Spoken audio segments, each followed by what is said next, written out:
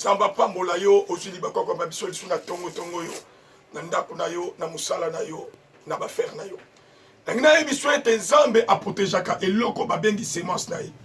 Soko ta semence na Nzambe, sache-le bien que tu seras la protection de Dieu et Dieu veillera sur ta vie. Nangina ebiso loko moko ete moto nyos wazaka semence na Nzambe babumbisaka ye me balongaka ye. Nazo peso témoignage. Oyebeza na musali na Nzambe mo musali na Nzambe wana azui ba problème très sérieux na kata famille na ye. Ba problème azui pona ni parce que à combattre ba loi ya famille, à combattre ba loi ya coutume. Bien aimé batu nyonso ba yini na famille, même eloko wana ekotaki na quartier avandaki. Batu ba yini faut ba bengane na quartier. A se réfugier na kata église, a commis na kata église bien aimé, kune salaki li sou plus pire. Oyebi tango ta semence dans Nzambe, sache-le bien que Dieu ne te laissera pas calme. Yango tem to mena to intitulé yango l'homme semence de Dieu. Et ça na mutuno yo bongo bitun. Oza semence ya Nzambe to ta semence ya diable. Moto za la semence dans Nzambe bien aimé. Nzamba ve akana vi na ye. Yango nazo peso verset biblique. Nazo peso verset biblique à liboso. Na mukana na Matthieu chapitre 5. Matthieu chapitre 5 verset nango 11 à 12. Matthieu 5, 11 à 12, nous lisons au nom de Jésus. Et resterez-vous lorsqu'on vous outragera, qu'on vous persécutera et qu'on dira faussement de vous toutes sortes de mal à cause de moi. Réjouissez-vous et soyez dans l'allégresse, parce que votre récompense sera grande dans les cieux. Car c'est ainsi qu'on a persécuté les prophètes qui ont été avant vous. C'est le Seigneur qui parle dans ta béatitude. Alors, bizala de sengo tango bazo finga yo. Tango bazo cholo bazo koselo makam. Parce que tu es la semence de Dieu. Alors, c'est là pour être mbanoné et zamouné. Ya yo kane so yo zo tungisam. Bazo nyo kolo parce que tu es semence de Dieu. Sache-le bien que Dieu est avec toi. Makabo zo kutana na yango, même si la vie est sombre. Yebe ete ko sukande gwanet.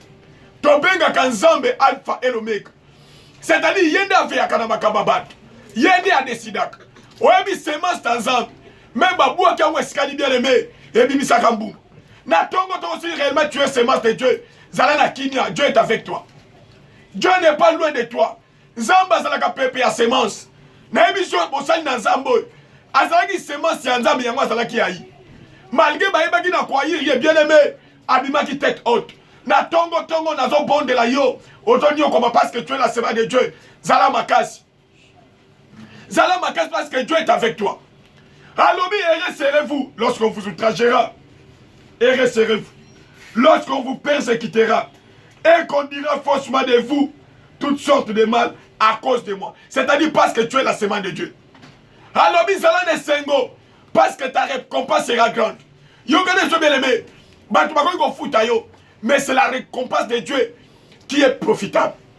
C'est la récompense de Dieu qui est importante. Na tongo tongo inzela omimona. Tala vie non dengo totambu. Nazo perso deuxième verset.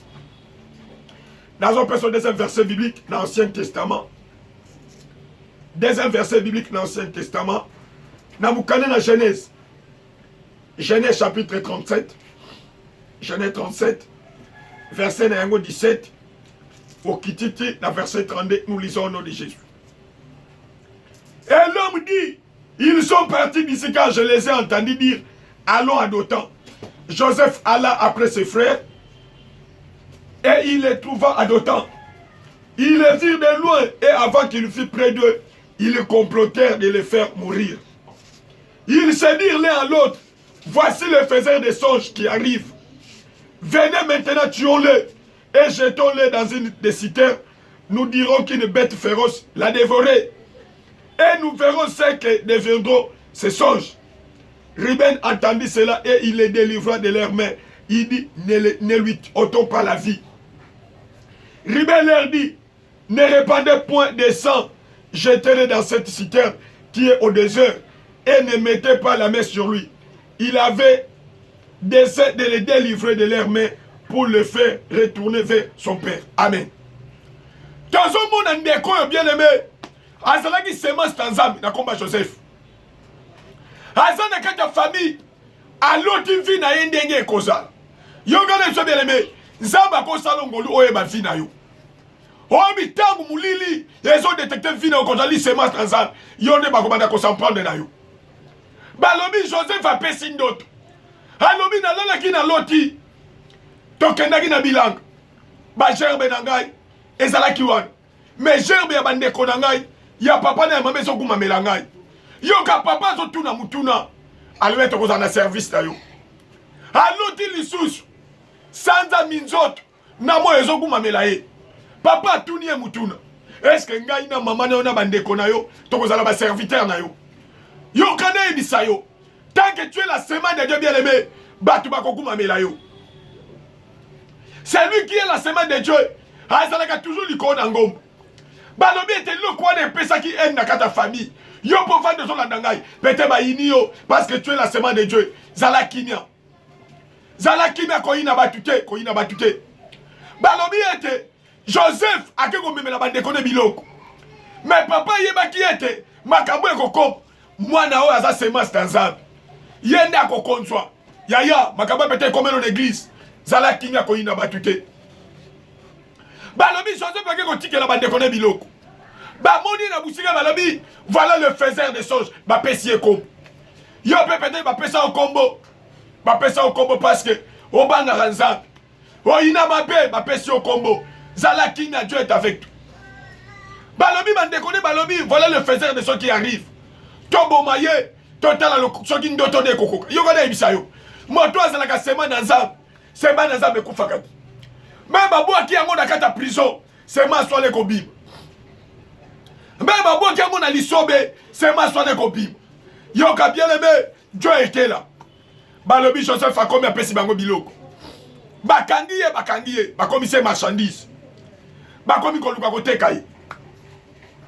me mwana mobala azengi na motema malamu envers bango akina motema malamu balobi ete balingi baboma ye ndeko na intervalle bino toboma ete il est notre sang yaya yokana yebisa yo soko ozali semence ya nzambe me baluki bakunda yo bakokunda te omoni bakunda yesu me troisième jour abima lokola molongi yo mpe lokola semence na nzambe me baluki bakunda bien aimé tu seras toujours vainqueur eskade so bakobwaka yo okozala victorieux nazobondela nguya na nzambe elata mutu moko aza semence ya nzambe ekomi so esika nzambe alingi na kombo na yesu bien-aimé bandi koteka ndeko conséquence ya koteka wana akomi pa na bamadian bateki epai na Potifar mais sikani ezalaki bapotifar akomi bapotifar bien-aimé mwasi Potifar aluki makambo lokola azalaki semence ya nzambe il ne pouvait pas faire du mal yaya yokana yebisa yo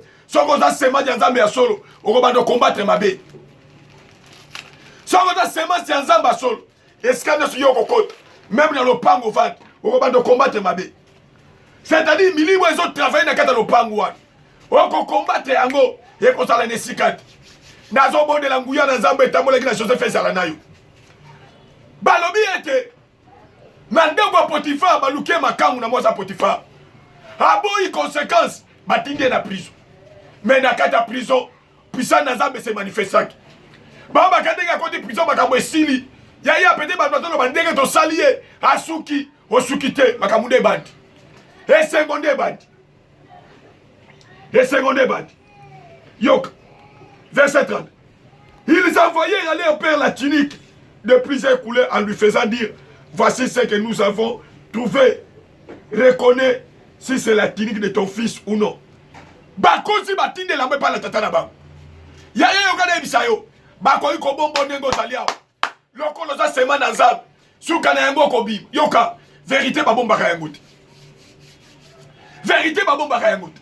Joseph azalaki toujours molongi parce qu'il était la semaine de Dieu l'avait préparé pour la kobikisa bato ebele yoka ndenge Genèse 50 elobi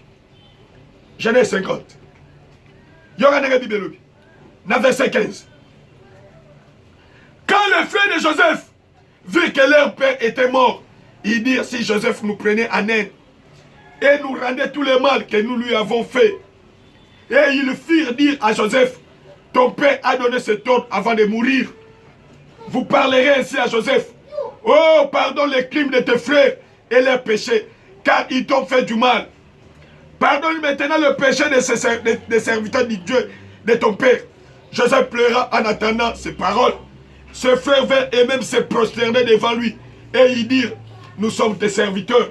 Joseph leur dit, soyez sans crainte, car suis-je à la place de Dieu? Vous aviez médité de me faire du mal, mais Dieu l'a changé en bien pour accomplir ce qui arrive aujourd'hui, pour sauver la vie à un peuple nombreux. Maïe Koko, c'est Joseph. Papa, l'homme qui me s'ala qui bongote. Yo kade so bien aimé. Lukute ko zo sikate lelo na vie na yo. Parce que tu es la semaine de Dieu. Tu es la semaine de Dieu. Baye bangomo kokuma belaye. Ba lobi papa l'homme qui to sengo bolimbis. Toza basali ya nzambe atata lukuta. Oye bien aimé, oye komama ici et komama. Tant que tu es semaine de Dieu, bakobundiso bakolonga yote. Bakobundiso bakolonga yote. Le bongo vital.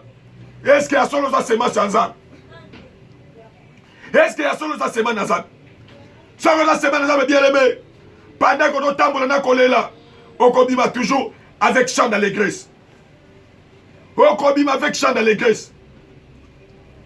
Yokana ibisayo. Dans Psaume 126, verset 5 à le Bible. Ceux qui s'aiment avec l'âme, moissonneront avec chant d'allégresse. Ceux qui s'aiment avec l'âme, moissonneront avec chant d'allégresse. Celui qui marche en pleurant quand il porte la sémence revient avec allégresse quand il porte ses germes. Moi, toi, tambola kana kolela. Tellement que ta semence n'a bien aimé. Azonga kana loe monese. Nazoma na tongo tongo. Obanda kokumi sanzam. Parce que Nzambe wana tikiot. Il est avec toi. Lui qui est avec Joseph. Azalaki na ba prophète yakal. Bazalaki ba semence ensemble. On les a combattus, mais on les a pas vaincus. Et comme il a un peu bien aimé, on a la longue, na kombo na yesu, to bonde libongo, amen.